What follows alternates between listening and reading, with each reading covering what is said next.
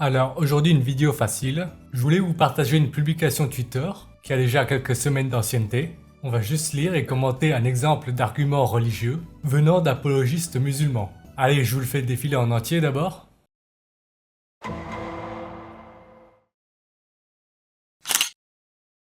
Il faut arrêter d'être perturbé par les attaques envers le mariage d'Aïcha, qu'Allah l'agrée, car quel que soit l'interlocuteur qui les émet, son postulat de départ est irrecevable.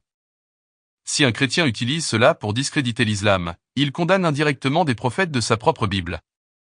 Et s'il s'agit d'un athée, celui-ci n'a aucune morale objective pour se permettre une critique de quoi que ce soit, car chez eux il y a autant de morale que d'athées.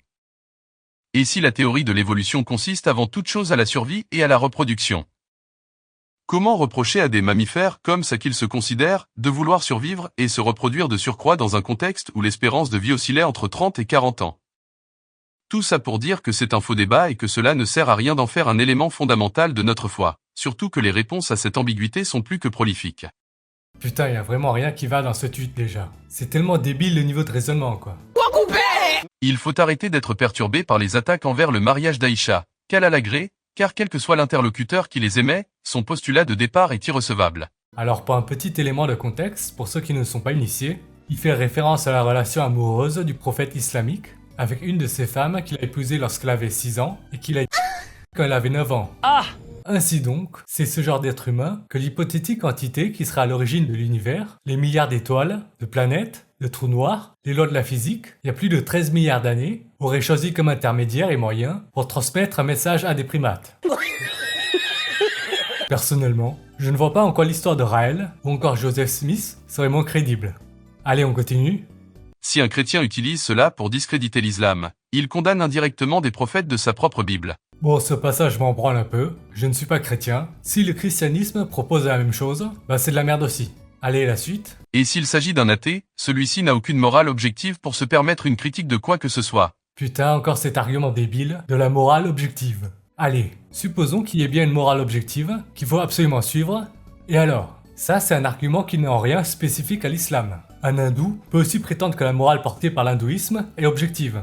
La morale indo-objective et la morale islamique objective sont en contradiction. Donc comment on fait pour trancher? Forcément, il y aura un arbitrage à faire, qui sera basé sur le rapport de force. On y revient très vite. J'avais déjà fait une vidéo sur la morale il y a longtemps. Non, il n'y a pas de morale objective. Je vous invite à cliquer sur cette vidéo pour en savoir plus. Cliquez bande de salopes. Car chez eux il y a autant de morale que d'athées. Il n'y a absolument pas autant de morale que d'athées. À lire ce mec, il y aurait sur Terre 8 milliards d'humains à qui on a distribué des valeurs morales de façon complètement aléatoire. Il n'y a aucune tendance, aucune majorité. Genre sur les 8 milliards, il y en a au hasard 435 millions qui aiment bouffer des gosses. Il y aurait 915 millions qui aiment niquer des pangolins, 167 millions qui aiment manger des morts et 349 millions qui vénèrent les clowns. Genre, il n'y aurait aucune tendance chez les non-musulmans. Comme si les musulmans avaient le monopole de la réflexion morale. Arrête de nous raconter tes conneries. Encore un mec qui n'y connaît rien en biologie, n'a aucune connaissance en dehors de ce que lui apprennent les textes islamiques. Alerte au Google! Non, il n'y a pas de morale objective. Il n'y a jamais eu besoin de religion pour qu'émerge une morale qui ne sera jamais objective.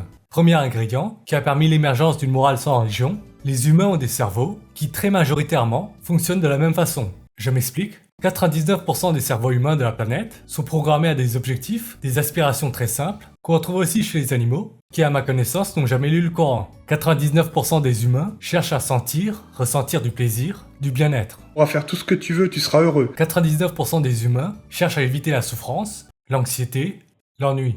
On aime bien bouffer, baiser, se reposer, se divertir. Toutes nos sensations, émotions, sentiments nous guident vers les objectifs de survie de soi et de survie des gens proches de nous, génétiquement ou culturellement. Et les deux sont très souvent corrélés. L'un est souvent la conséquence de l'autre. Toutes nos sensations, émotions, sentiments nous guident à l'objectif d'optimiser le patrimoine génétique pour soi, sa descendance, les proches, la descendance des proches. Encore une fois, quand je dis proche, ça veut dire génétiquement, culturellement. Mais oui, c'est clair! Voilà. À l'échelle individuelle, les humains aspirent en très grande majorité à ce que j'ai dit dans les 60 dernières secondes. Mais comme les humains ont remarqué qu'ils survivaient mieux en vivant en groupe, en société, qu'en vivant seul, et ben au fil des milliers d'années, ils ont effectivement intégré que vivre à plusieurs, c'est mieux. Et quand on vit à plusieurs, les objectifs des uns peuvent entrer en confrontation avec les objectifs des autres, peuvent être incompatibles. Il y a forcément des rapports de force qui entrent en jeu. Et oui. Ces rapports de force obligent les humains à faire des concessions, à se limiter, à se mettre d'accord sur des règles arbitraires, Ensemble, ils définissent ce qui est bien, pas bien, la morale, des interdits, des obligations, en prenant en compte ce que j'ai dit précédemment. Parfois, même à l'échelle d'une personne, les objectifs peuvent s'opposer, il faut alors prioriser. Des parents afghans qui vendent leurs gamines à des vieux hommes le font rarement de bon cœur. 10 € moins cher. Ils ont considéré que l'objectif, se faire un peu de thunes pour ne pas mourir de faim, était prioritaire. La survie de soi et éventuellement de leur fille, ils l'espèrent en tout cas, et dans ce cas-là, passer avant l'optimisation génétique de la descendance. Des parents qui vendent leurs gosses par dépit, ou des bandes religieuses qui bouffent leur partenaire mâle, certains vont trouver que c'est horrible à entendre, observer, mais il y a une logique de survie, de priorisation des objectifs et des rapports de force derrière ces phénomènes. Et en plus de tout ce que je viens de dire là, qui n'est en rien exclusif aux religions, on peut parler de l'empathie différentielle. Empathie qui permet l'émergence de la règle d'or et toutes ses variantes dans tous les coins du monde. Traite les autres comme tu voudrais être traité. Ne fais pas aux autres ce que tu ne voudrais pas qu'on te fasse.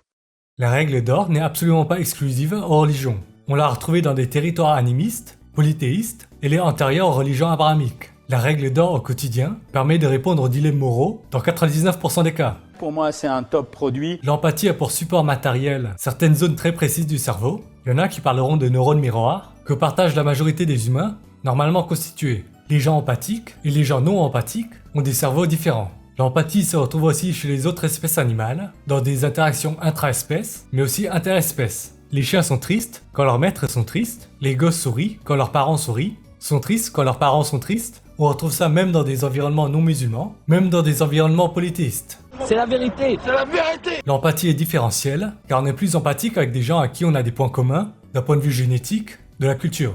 Donc on résume, des cerveaux humains, qui fonctionnent majoritairement de la même façon, sont capables d'empathie. Des cerveaux humains, qui fonctionnent majoritairement de la même façon, aspirent à la survie de soi, la survie des proches. Des cerveaux humains, qui fonctionnent majoritairement de la même façon, aspirent à l'optimisation génétique pour soi, pour les proches. Des cerveaux humains, qui fonctionnent majoritairement de la même façon, cherchent le plaisir, le bien-être, évitent la souffrance, l'anxiété, l'ennui. Des cerveaux humains, qui fonctionnent majoritairement de la même façon, savent évaluer les rapports de force, qui naissent de l'opposition avec les objectifs des autres. À partir de là, naissent une morale, des règles de vie en société. Que vient faire la religion dans tout ça? Gros sac qui sert à rien. Rien. Elle n'était absolument pas indispensable. Et si la théorie de l'évolution consiste avant toute chose à la survie et à la reproduction?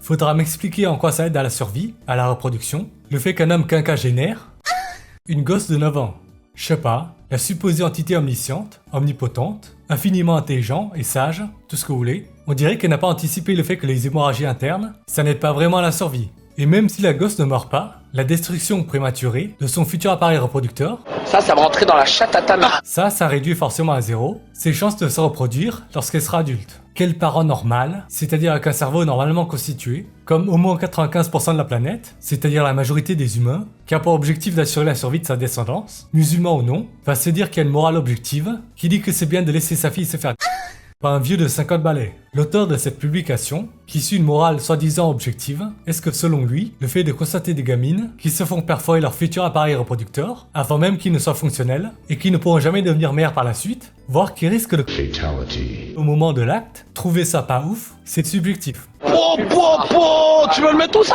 Putain, le niveau de raisonnement quoi. Il faut avoir combien de QI pour penser avoir trouvé un bon argument en écrivant ou en lisant une publication pareille? Alerte au Google. Comment reprocher à des mammifères comme ça qu'ils se considèrent? On se considère mammifère surtout parce qu'on a des mamelles, des glandes mammaires.